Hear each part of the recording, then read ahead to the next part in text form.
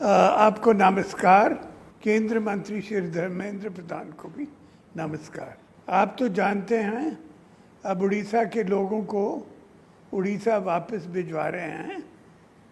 उनका ख्याल के साथ उनका इज्जत याद करने के लिए और उनका फुल सिक्योरिटी देखकर उनको रजिस्टर करके भिजवा दीजिए। मैंने एक चीज़ आपको और धर्मेंद्र प्रधान जी को कहना है, जब रेल से आएंगे या हवाई जहाज से या समुद्र से आएंगे तो इनके ऊपर ज़रूर प्लान करके आंख रखिए।